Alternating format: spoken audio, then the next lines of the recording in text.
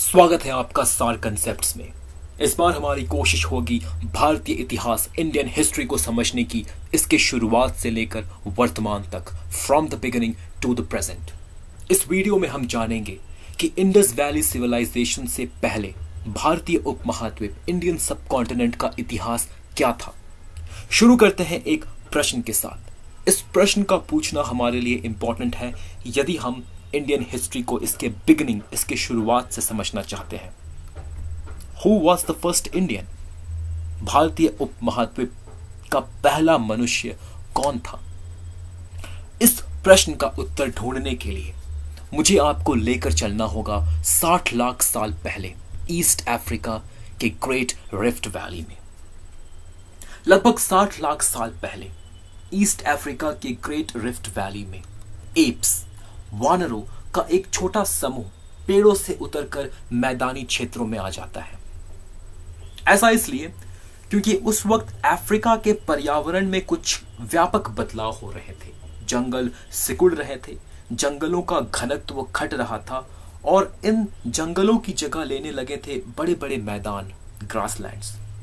तो अच्छे भोजन की तलाश में कुछ एप्स अपने प्राकृतिक निवास पेड़ों से उतरकर मैदानों में आ जाते हैं। धीरे धीरे समय बीतने के साथ इन एप्स में एक बहुत ही महत्वपूर्ण, बहुत ही इंपॉर्टेंट विकासकारी बदलाव, एवोल्यूशनरी चेंज आता है, बाइपीडल लोकोमोशन। धीरे धीरे ये एप्स अपने सहज प्रकृति, अपने नेचुरल इंस्टिंक्ट के विपरीत 4 पैरों की जगह 2 पैरों पर चलना शुरू कर देते हैं और इसी नई क्षमता को बाइपीडल लोकोमोशन का नाम दिया गया। 2 पैरों पर चलने वाले इन एप्स को हम एक अलग श्रेणी में रखते हैं, एक अलग कैटेगरी में रखते हैं। इन्हें हम कहते हैं होमोनिन्स। और यही होमोनिन्स बाद में सारे ह्यूमन रेस, सारे ह्यूमन बीइंग के एंसेस्टर बनेंगे। ठीक है, 2 पैरों पर चलने का प्रभाव यह हुआ कि इन होमोनिन्स के दोनों हाथ फ्री हो गए। पहले इन हाथों का इस्तेमाल ये एक डाल से दूसरे डाल में जाने के लिए करते थे, लेकिन अब ये फ्री थे और अपने इन्हीं हाथों से ये होमोनिन्स लगभग 25 लाख साल पहले टूल्स बनाना शुरू करेंगे। मानव इतिहास में बाइपीडल लोकोमोशन के बाद दूसरा सबसे महत्वपूर्ण विकासकारी बदलाव, एवोल्यूशनरी चेंज था पत्थरों से सिंपल टूल्स बनाने की क्षमता का विकास करना। ये टूल मेकिंग होमोनिन्स बाद में 3 अलग अलग प्रजातियों में बढ़ जाते हैं, होमो इरगेस्टर, होमो इरेक्टस और होमो हैबिलिस। लगभग 1 मिलियन साल पहले, मतलब लगभग 10 लाख साल पहले, होमो इरगेस्टर और होमो इरेक्टस अफ्रीका से बाहर माइग्रेट करना शुरू करते हैं, कुछ इस तरह, और धीरे धीरे पूरे विश्व में फैल जाते हैं। भारतीय उपमहाद्वीप की अगर हम बात करें तो यहां हमें स्टोन टूल्स मिले हैं जो 5 लाख साल से भी ज्यादा पुराने हैं। मतलब 5 लाख साल पहले इंडियन सबकॉन्टिनेंट में टूल मेकिंग होमोनिन्स मौजूद थे और ये टूल मेकिंग होमोनिन्स कोई और नहीं बल्कि होमो इरेक्टस ही थे। हाल ही में हमें एक फॉसिल एविडेंस भी डिस्कवर किया है जो इस बात की पुष्टि करता है कि भारतीय उपमहाद्वीप में होमो इरेक्टस मौजूद थे। 1982 में एक जियोलॉजिस्ट अरुण सोनाकिया ने नर्मदा वैली के हथनोरा विलेज में लगभग 2.5 लाख साल पुराना एक फॉसिलाइज्ड ह्यूमन स्कल डिस्कवर किया। क्योंकि इस फॉसिल को नर्मदा वैली में डिस्कवर किया गया था, इसलिए इस जीवाश्म का नाम रखा गया नर्मदा मैन। बाद में इस बात की पुष्टि कर दी गई कि नर्मदा मैन एक होमो इरेक्टस का ही फॉसिल है। ठीक है, तो आप देख सकते हैं भारतीय उपमहाद्वीप में जो पहला मनुष्य था वो एक होमो इरेक्टस था। अभी तक मैं होमो इरेक्टस के बारे में बात कर रहा हूं, लेकिन इस वीडियो में हमारा जो फोकस है वो हमारे खुद के इतिहास को समझना, ठीक है। और हम जिस प्रजाति से बिलोंग करते हैं उस प्रजाति का नाम है होमोसेपियंस। तो क्या होमोसेपियंस और होमो इरेक्टस एक ही है, या होमो इरेक्टस ही बाद में होमोसेपियंस बन गए? नहीं, बिल्कुल नहीं। होमो इरेक्टस और होमोसेपियंस के संबंध को समझाने के लिए हमें बायोलॉजी का सहारा लेना होगा। देखिए, होमो इरेक्टस और होमोसेपियंस ये दो अलग अलग स्पीसीज हैं, अलग अलग प्रजाति हैं, लेकिन ये दोनों स्पीसीज, ये दोनों प्रजाति एक ही जीनस से बिलोंग करती है, जीनस होमो। होमो ये हमारे जीनस का नाम है। लेकिन अब प्रश्न उठता है कि ये जीनस क्या है। देखिए, बायोलॉजी में जीनस शब्द का अर्थ एक कैटेगरी से है। जीनस एक कैटेगरी होता है जहां हम वैसे स्पीसीज को, वैसे प्रजातियों को एक साथ रखते हैं जिनके बीच काफी सिमिलैरिटीज हो। लेकिन सबसे इंपॉर्टेंट बात, जीनस के अंतर्गत आने वाले डिफरेंट स्पीसीज, डिफरेंट प्रजातियों का एक कॉमन एंसेस्टर होता है, एक कॉमन एंसेस्टर। कॉमन एंसेस्टर होने का क्या मतलब है, इसे मैं आपको एक एग्जाम्पल के थ्रू समझाता हूं। टाइगर, लायन और लियोपार्ड। एक मिनट, यस, हाँ, ये तीनों अलग अलग स्पीसीज हैं, तीन अलग अलग प्रजातियां। जैसे हमारा साइंटिफिक नेम होमोसेपियंस है, उसी तरह एक टाइगर का साइंटिफिक नेम होता है पैंथेरा टिग्रिस, एक लायन का साइंटिफिक नाम है पैंथेरा लियो, एक लियोपार्ड का साइंटिफिक नाम है पैंथेरा पार्डस। इन तीनों के साइंटिफिक नेम में एक शब्द कॉमन है और वो शब्द है पैंथेरा, ठीक है। मतलब ये तीनों प्रजातियां, ये तीनों डिफरेंट स्पीसीज जो दिखने में और बहुत सारी चीजों में आप एक दूसरे से काफी अलग हैं, सिमिलैरिटीज भी है लेकिन काफी अलग है, तो ये तीनों डिफरेंट स्पीसीज एक ही जीनस से बिलोंग करती है, जीनस पैंथेरा। और जैसा कि मैंने आपको पहले बताया, एक ही जीनस से बिलोंग करने का मतलब है इन तीनों स्पीसीज का कभी ना कभी कोई कॉमन एंसेस्टर जरूर हुआ होगा, एक कॉमन एंसेस्टर जो ना तो टाइगर होगा, ना तो लायन और ना तो लियोपार्ड। इमेजिन करिए कि इस कॉमन एंसेस्टर के कभी 3 डॉटर हुए होंगे, डॉटर ए, डॉटर बी और डॉटर सी। और इन तीनों डॉटर्स ने, इस कॉमन एंसेस्टर के इन तीनों डॉटर्स ने 3 अलग अलग विकास क्रम, एवोल्यूशनरी पाथ को चुना। एक विकास क्रम से बना आज का टाइगर, एक से लायन और एक से लियोपार्ड। प्रकृति का एवोल्यूशनरी प्रोसेस कुछ इसी तरह से काम करता है। एवोल्यूशन की यह प्रक्रिया सदियों से चली आ रही है, हम भी इसी एवोल्यूशनरी प्रोसेस का नतीजा है। तो अगर हम बात करें हमारे अपने कॉमन एंसेस्टर की, तो वो ईस्ट अफ्रीका में पाया जाने वाला कोई एप होगा जिसने लगभग 60 लाख साल पहले एक इंपॉर्टेंट डिसीजन लिया हो, पेड़ों से उतरकर मैदानी इलाकों में आने का डिसीजन, जिसने सबसे पहले 4 की जगह 2 पैरों पर चलना शुरू किया हो। इसी एप से बाद में चलकर पूरे जीनस होमो का विकास होगा। और लगभग 25 से 10 लाख साल पहले इस जीनस होमो में कई नई प्रजातियां जुड़ती हैं, जैसे होमो हैबिलिस, होमो इरकेस्टर, होमो इरेक्टस। इनके अलावा और भी प्रजातियां थी, होमो निएंडरथल्स, होमो डेनिसोवा।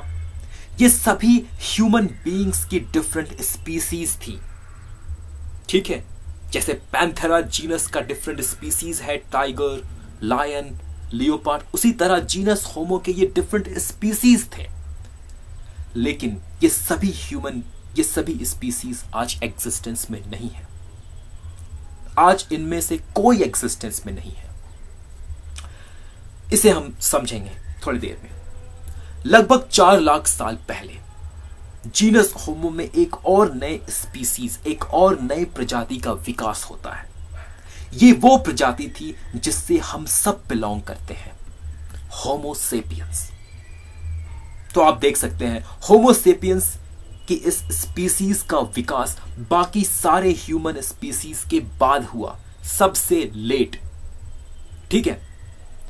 और लगभग 70,000 साल पहले होमो सेपियंस की ये स्पीसीज, ये प्रजाति अफ्रीका से बाहर माइग्रेट करना शुरू करती है और धीरे धीरे पूरे विश्व में फैल जाती है, विश्व के हर कोने में पहुंच जाती है। मतलब आज से 70,000 वर्ष पहले पृथ्वी में कम से कम 6 डिफरेंट ह्यूमन स्पीसीज सरवाइव कर रहे थे। लेकिन जैसे ही होमो सेपियंस अफ्रीका से बाहर माइग्रेट करना शुरू करते हैं, ये सारे ह्यूमन स्पीसीज एक्सटिंक्ट हो जाते हैं, विलुप्त हो जाते हैं। और 10,000 बीसी आते आते पूरे पृथ्वी पर जीनस होमो का एक ही स्पीसीज सरवाइव कर रहा होता है और वो है होमो सेपियंस। और आज भी ये सत्य है, आज पूरे पृथ्वी पर जीनस होमो का सिर्फ एक ही स्पीसीज है, होमो सेपियंस। बाकी जितने स्पीसीज थे वो सब एक्सटिंक्ट हो गए। ये जो दूसरे ह्यूमन स्पीसीज हैं, होमो इरेक्टस, होमो इरगैस्टर, होमो हैबिलस, इनके एक्सटिंक्शन को समझाने के लिए कई थ्योरीज दी गई। लेकिन जिस थ्योरी को सबसे ज्यादा एक्सेप्टेबल माना जाता है वो है रिप्लेसमेंट थ्योरी। रिप्लेसमेंट थ्योरी के अनुसार जैसे जैसे होमो सेपियंस बाकी कॉन्टिनेंट में स्प्रेड करते गए, वहां रह रहे दूसरे ह्यूमन स्पीसीज और होमो सेपियंस के बीच भोजन, क्षेत्र और संसाधन को लेकर एक संघर्ष हुआ। और इस संघर्ष में जीत जो है वो होमो सेपियंस की हुई और इस तरह धीरे धीरे बाकी ह्यूमन स्पीसीज एक्सटिंक्ट हो गए। ठीक है। ये जो मैप है ये 70,000 वर्ष पूर्व शुरू हुए होमो सेपियंस के माइग्रेशन के संभावित रूट्स, दिशाओं को दर्शाता है। आप देख सकते हो भारतीय उपमहाद्वीप में होमो सेपियंस प्रवेश करते हैं 2 अलग अलग दिशाओं से और 2 अलग अलग पीरियड्स, समय अवधि में। होमो सेपियंस का एक समूह 50,000 वर्ष पूर्व भारतीय, मिडिल ईस्ट या वेस्ट एशिया से होते हुए भारतीय उपमहाद्वीप में प्रवेश करता है। एक और समूह लगभग 30,000 वर्ष पूर्व समुद्री रास्ते होते हुए, अरेबियन सी से होते हुए सीधे साउथ इंडिया में प्रवेश करता है। ठीक है। तो हम कह सकते हैं कि the earliest human of the sub continent was from Africa. भारतीय उपमहाद्वीप का पहला मनुष्य, पहला होमो सेपियंस अफ्रीका से आया था। अपने इस कथन को सिद्ध करने के लिए मैं आपको एक रिसर्च के बारे में बताने जा रहा हूं, जिसे 2005 में शुरू किया गया। The Genographic project. National Geographic channel और IBM ने मिलकर इस प्रोजेक्ट को 2005 में लॉन्च किया। द जीनोग्राफिक प्रोजेक्ट का उद्देश्य, लक्ष्य था एंशिएंट ह्यूमंस के माइग्रेशनल हिस्ट्री का पता लगाना। कैसे? आज के प्रेजेंट ह्यूमंस के DNA को एनालाइज करके। इस अनुसंधान का नेतृत्व कर रहे थे renowned geneticist Spencer Wells. Bharat में इस प्रोजेक्ट को डॉक्टर रामासामी पिच्चापन के अंतर्गत चलाया जा रहा था। इस रिसर्च में भारत के अलग अलग क्षेत्रों के लोगों के DNA को कलेक्ट करके उसे एनालाइज किया गया। DNA कलेक्शन और एनालिसिस के इसी क्रम में डॉक्टर रामासामी पिच्चापन तमिलनाडु के एक गांव केल्लार पहुंचते हैं। इस गांव में उन्हें वीरुमंडी नामक व्यक्ति के DNA में एक खास जीन मिलता है, जीन M130। यह जीन खास है क्योंकि यह जीन उन एंशिएंट ह्यूमंस, उन एंशिएंट होमो सेपियंस में भी पाया जाता था जिन्होंने 70,000 वर्ष पहले अफ्रीका से माइग्रेट करना शुरू किया। ठीक है। यह जीन उन एंशिएंट ह्यूमंस, होमोसेपियंस में भी पाया जाता था, जिन्होंने 70,000 वर्ष पूर्व अफ्रीका से माइग्रेट करना शुरू किया। तो वीरूमंडी में जीन M130 का मिलना इस बात का सबूत है कि उसके पूर्वज अफ्रीका से आकर भारत में बसे थे। ठीक है, तो इस तरह हमने जाना कि भारतीय उपमहाद्वीप में बसने वाले पहले मनुष्य कौन थे, कहां से आए थे और कब आए थे। अब भारतीय इतिहास को हम एक क्रमबद्ध तरीके से, एक सीक्वेंस में समझने की कोशिश करेंगे। जैसा कि हमने देखा कि मनुष्य लगभग 25 लाख साल पहले स्टोन टूल्स बनाना शुरू करता है। इसके बाद के समय को हम स्टोन एज कहते हैं, पाषाण युग। और पूरे पाषाण युग, पूरे स्टोन एज को हम 3 भागों में विभाजित कर सकते हैं। Palaeolithic age, old stone age, Hindi में पूरा पाषाण काल। Mesolithic age, middle stone age, Hindi में मध्य पाषाण काल। और Neolithic age, new stone age, Hindi में नवपाषाण काल। इन तीनों स्टोन एजेस में सबसे लंबे समय तक चलने वाला जो स्टोन एज था वो है Palaeolithic stone age, old stone age. इसलिए पेलियोलिथिक स्टोन एज को हम 3 और कैटेगरीज में डिवाइड करते हैं, लोअर पेलियोलिथिक, मिडिल पेलियोलिथिक और अपर पेलियोलिथिक। अगर भारतीय उपमहाद्वीप के संदर्भ में स्टोन एज की बात करें तो यहां पूरा पाषाण काल, पेलियोलिथिक एज की शुरुआत लगभग 5 लाख साल पहले होती है, जो 3000 बीसी तक चलती है। हमने 5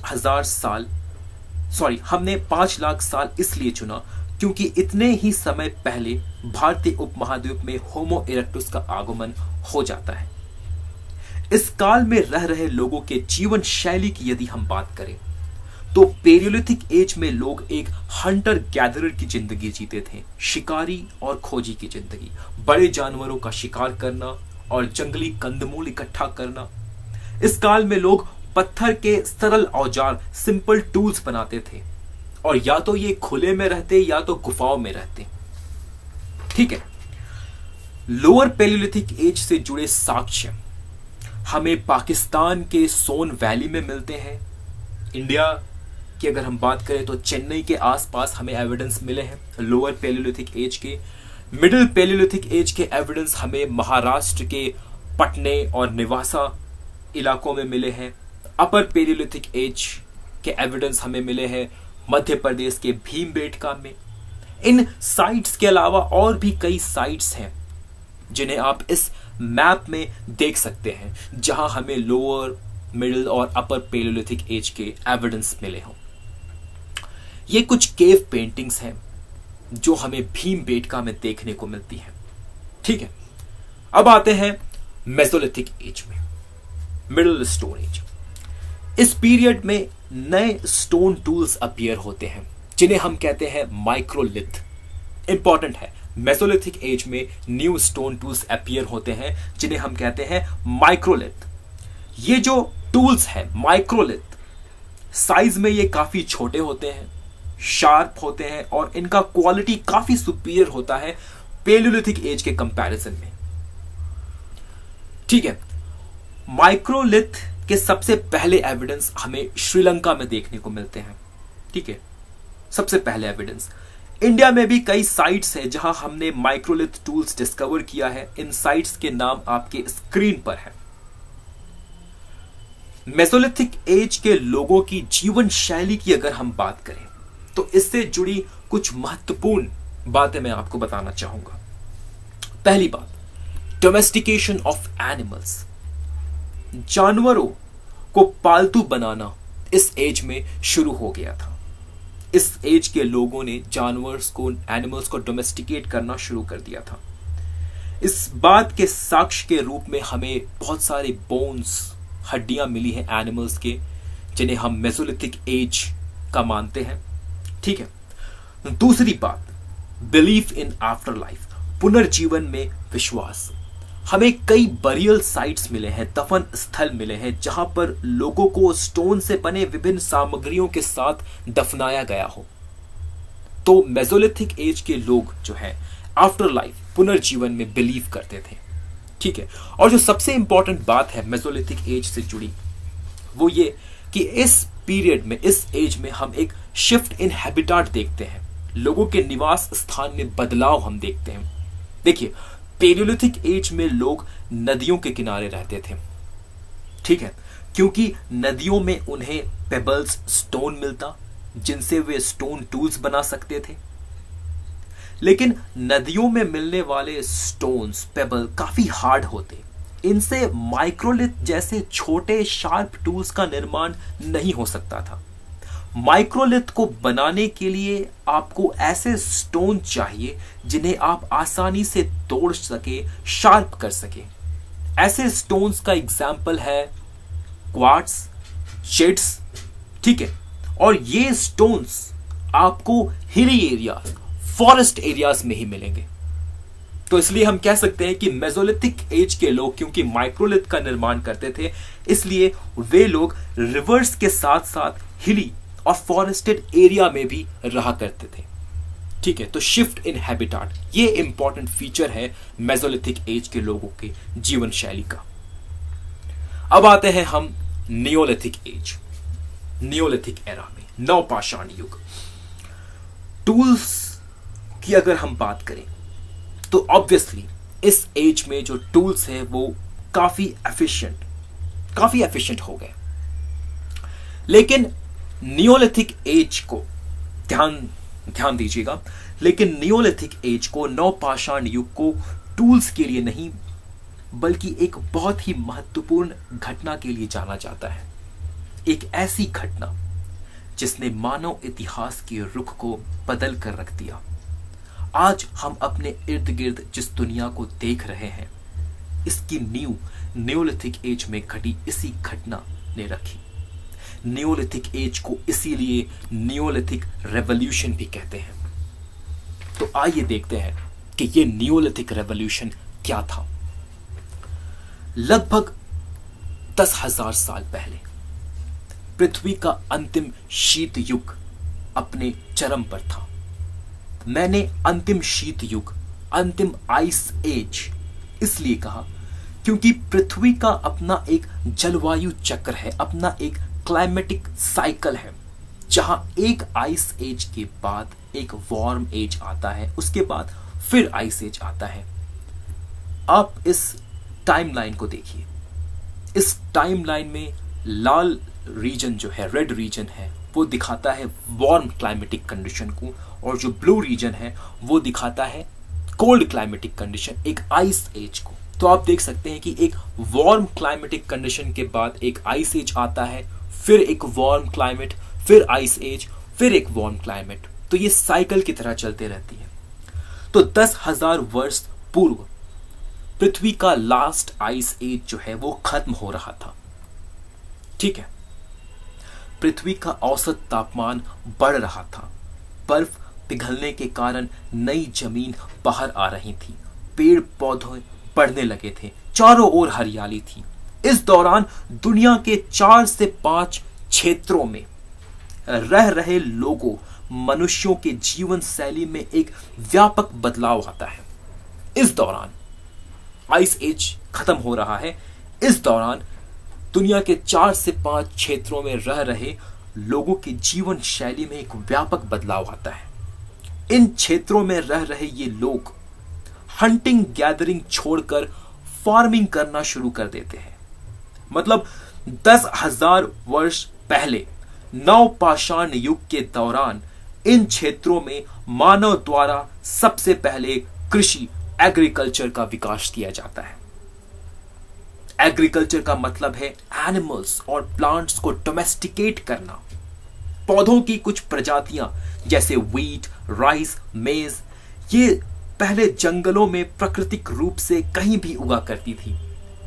लेकिन एग्रीकल्चर के विकास के बाद हमने इन जंगली पौधों को नियंत्रित रूप से अपने आवश्यकता के अनुसार उगाने और बढ़ाने की कला सीखी। मानव इतिहास में ऐसा पहली बार हुआ जब हमने प्लांट्स और एनिमल्स को डोमेस्टिकेट करना सीखा। ठीक है, भारत की अगर बात करें तो हमें कई नियोलिथिक साइट्स मिले हैं जहां पर कृषि, एग्रीकल्चर से जुड़े गतिविधियां, एक्टिविटीज होने के साक्ष्य है। इन सारे नियोलिथिक साइट्स को जियोग्राफिकल लोकेशन के आधार पर हम 4 भागों में विभाजित कर सकते हैं।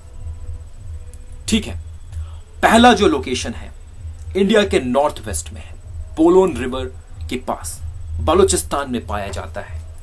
यहां पर जो सबसे इंपॉर्टेंट नियोलिथिक साइट है वो है मेहरगढ़। हमें यहां पर एग्रीकल्चर के होने का सबूत मिला है। दूसरा जो लोकेशन है वो है कश्मीर और पाकिस्तान की स्वैट वैली। यहां जो इंपॉर्टेंट साइट है वो है बुरजहाम एंड गुफरकल। तीसरा लोकेशन हमें गैंगेटिक बेसिन में देखने को मिलता है जो स्ट्रेच करती है पूरे ईस्टर्न इंडिया तक। यहां पर कोल्डी हवा और चिरांद जैसे इंपॉर्टेंट साइट्स हैं। चौथा लोकेशन जो है वो साउथ इंडिया में है और यहां जो इंपॉर्टेंट साइट्स हैं वो है उटनूर। तो भारतीय उपमहाद्वीप में नियोलिथिक साइट्स के ये 4 लोकेशंस हैं। इनमें हर जगह एग्रीकल्चर के होने का एविडेंस मिलता है। ये एविडेंस कुछ इस प्रकार है: मड बिल्ट स्ट्रक्चर्स, मिट्टी से बने घर और दूसरी संरचनाओं के अवशेषों का मिलना। हमें इन साइट्स में बार्ली, व्हीट, पल्सेस, मिलेट्स, इनके सीड्स मिले हैं। हमें इन जगहों में डिफरेंट एनिमल्स के बोन्स, हड्डियों के अवशेष मिले हैं, जो इस बात का सबूत है कि यहां के लोगों ने एनिमल्स को डोमेस्टिकेट करना शुरू कर दिया। ठीक है, तो यह था इंडिया के कॉन्टेक्स्ट में एग्रीकल्चरल सोसाइटीज और साइट्स का मिलना। चलिए यहां पर हम अपने ट्रैक को थोड़ा सा चेंज करते हैं और मैं आपको कुछ इंपॉर्टेंट बात बताने जा रहा हूं। एग्रीकल्चर और सिविलाइजेशन। एग्रीकल्चर और सिविलाइजेशन में एक घनिष्ठ संबंध है। एग्रीकल्चर ही वो आधार है जिसके ऊपर सभ्यता का निर्माण होता है। तो आइए देखते हैं कि किस प्रकार कृषि, एग्रीकल्चर ने सभ्यता, सिविलाइजेशन को जन्म दिया। एग्रीकल्चर के आने से मनुष्य के जीवन में 2 महत्वपूर्ण बदलाव आए।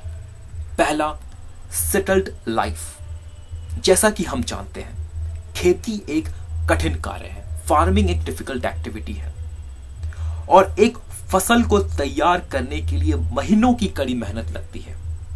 लोगों को एक ही जगह रहकर अपने खेत, अपने फसल की देखभाल करनी पड़ती है। मतलब एग्रीकल्चर के आने का सबसे पहला प्रभाव यह पड़ा कि मनुष्य हंटर गैदरर की जिंदगी छोड़कर एक सेटल्ड लाइफ जीने लगे। ठीक है, दूसरा सबसे महत्वपूर्ण प्रभाव था सरप्लस प्रोडक्शन। एक किसान जब खेती करता है तो वो अपने खुद के जरूरत से कई गुना ज्यादा अनाज उगा सकता है। मतलब एक कृषक, एक फार्मर अपने साथ साथ कई लोगों के लिए भोजन सुनिश्चित करने में सक्षम होता है। हंटर गैदरर सोसाइटी में ऐसा नहीं था। हर किसी को अपना भोजन खुद ढूंढना पड़ता। तो सरप्लस प्रोडक्शन होने से लोगों की फूड कंसर्न रिलीव्ड हो जाती है।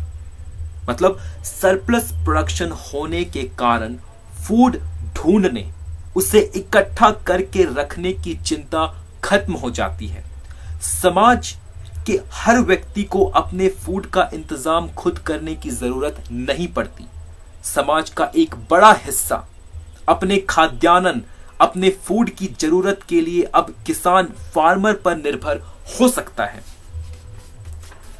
ठीक है, एग्रीकल्चर के आने के बाद मानव इतिहास में ऐसा पहली बार हुआ जब मनुष्य अपनी भोजन की आवश्यकता को इतनी आसानी से पूरा कर पा रहा था। पहले हंटर गैदरर सोसाइटी में सारा का सारा दिन खाने की खोज में बीत जाता था। मनुष्य का हर दिन का एक ही लक्ष्य होता, अपना पेट भरना। लेकिन एग्रीकल्चर ने यह सब कुछ बदल कर रख दिया। कृषकों, फार्मर्स का एक समूह पूरे समाज के लिए भोजन उत्पादन करने लगा। समाज के बाकी सदस्यों के पास अब खाली समय था, वे इस खाली समय का उपयोग गैर कृषि कार्यों, नॉन फार्मिंग एक्टिविटीज को करने में लगाने लगे। ठीक है, कोई क्राफ्ट्समैन बन गया, कोई वीवर बुनकर बन गया, तो कोई पॉटर कुम्हार बन गया। धीरे धीरे समाज में कई सारी वस्तुओं का निर्माण होने लगा। नई वस्तुओं के साथ साथ नई आवश्यकताओं का भी सृजन हुआ। फिर धीरे धीरे इन वस्तुओं की अदला बदली शुरू हुई। बुनकर किसान को अनाज के बदले कपड़े देने लगा, कुम्हार ने कपड़े के बदले मिट्टी के बर्तन दिए, और फिर धीरे धीरे ये छोटे छोटे लेन देन बड़े व्यापार में तब्दील हो गए। समाज में ट्रेड और कॉमर्स की शुरुआत हुई।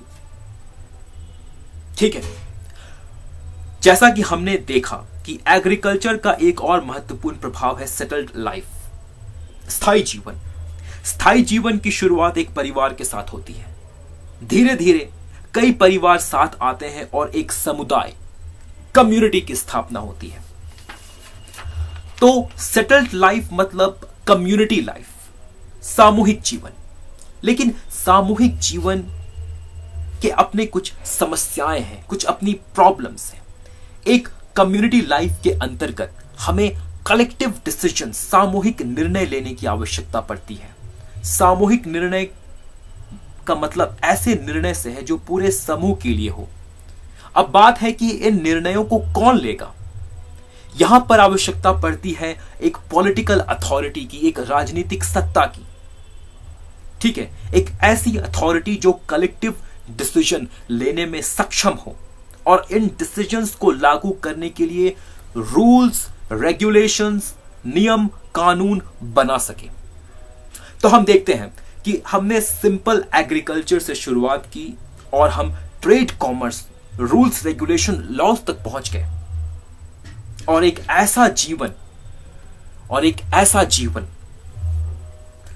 जहां ट्रेड, कॉमर्स हो, जहां लॉज, रूल्स, रेगुलेशन हो, वैसे लाइफ को हम कहते हैं अर्बन लाइफ। ठीक है, और अर्बन लाइफ का मतलब सिटी लाइफ से होता है, और सिटी लाइफ को ही हम सिविलाइजेशन कहते हैं। आज के समय में हम सिविलाइजेशन को कल्चर से जोड़कर देखते हैं, लेकिन ये गलत है।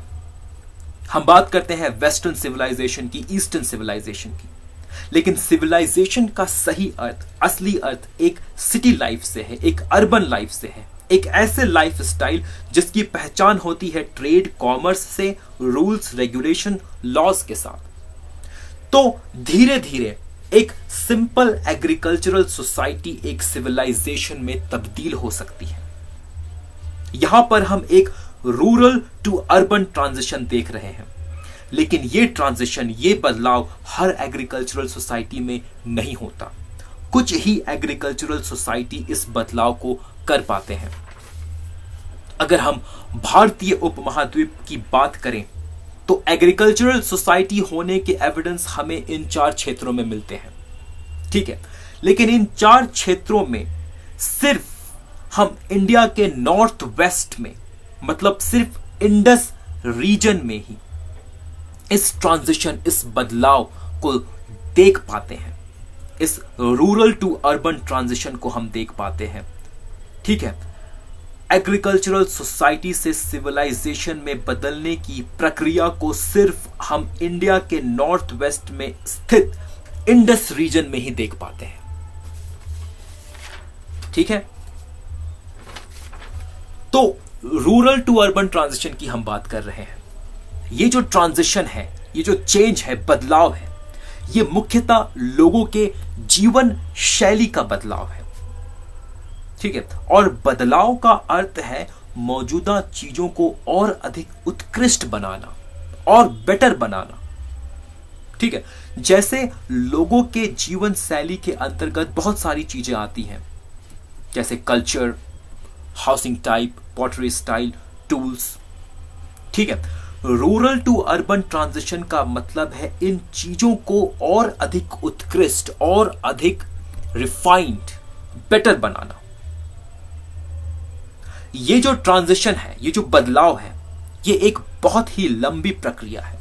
भारत के संदर्भ में हम इस प्रक्रिया को 3 अवधियों, 3 फेजेस में विभाजित करते हैं। जो पहला फेज है 7000 से 4500 बीसी तक, इसे हम बलूचिस्तान फेज कहते हैं। ठीक है। दूसरी अवधि, दूसरा फेज 4500 बीसी से 3500 बीसी तक, इसे हम एज ऑफ ट्रांजिशन कहते हैं। इस दौरान रूरल टू अर्बन ट्रांजिशन की प्रक्रिया की शुरुआत होती है।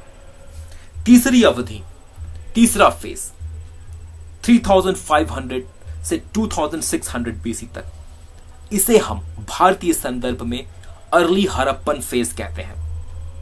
यह जो फेज है बहुत ही इंपॉर्टेंट है। यहां हमें आने वाले एक सिविलाइजेशन की झलक साफ दिखाई देती है। अगर यह फेज आ गया तो हम समझ जाएंगे कि एक सिविलाइजेशन बनने वाला है। ठीक है।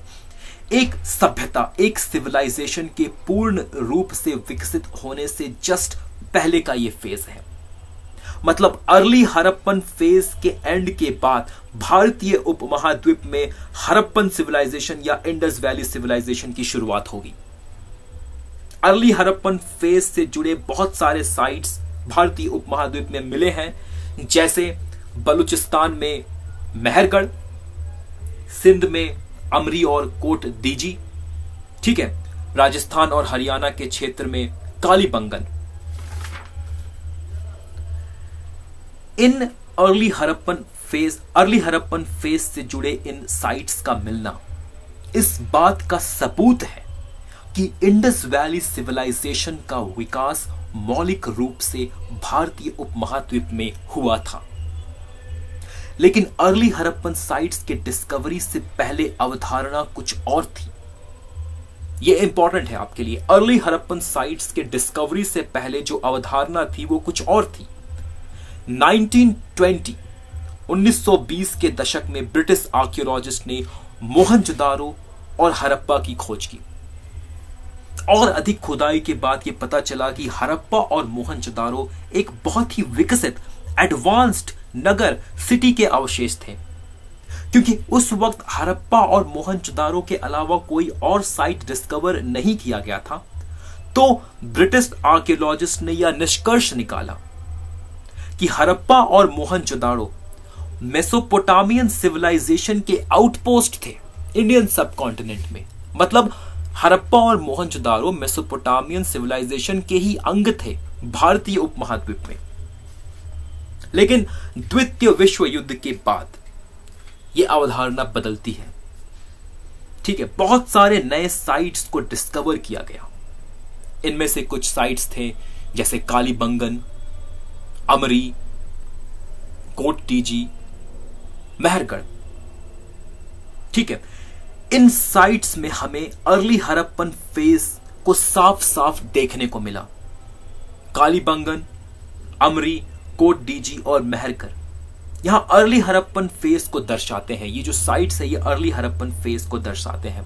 फिर बाद में हमें इन सारे साइट्स के बीच काफी सिमिलैरिटीज भी देखने को मिली। मतलब हड़प्पा और मोहनजोदारो मेसोपोटामियन सिविलाइजेशन के आउटपोस्ट नहीं थे, बल्कि भारतीय उपमहाद्वीप में मूल रूप से विकसित हुए इंडस वैली सिविलाइजेशन का ही हिस्सा थे। ठीक है। हड़प्पा और मोहनजोदारो ये मेसोपोटामियन सिविलाइजेशन के पार्ट नहीं थे। अर्ली हड़प्पन साइट्स की डिस्कवरी इस बात को प्रूव करती है कि हड़प्पा और मोहनजोदारो एक मूल रूप से विकसित हुए सिविलाइजेशन, जिसे हम कहते हैं इंडस वैली सिविलाइजेशन, उसका हिस्सा थे। ठीक है। और इसी इंडस वैली सिविलाइजेशन को हम अपने नेक्स्ट वीडियो में गहराई से जानने की कोशिश करेंगे। इस वीडियो में बस इतना ही। मिलते हैं नेक्स्ट वीडियो में इंडस वैली या हड़प्पन सिविलाइजेशन के साथ। तब तक के लिए धन्यवाद। Thank you so much for watching this video. मेरे इस वीडियो को देखने के लिए आप सबों का तहे दिल से शुक्रिया।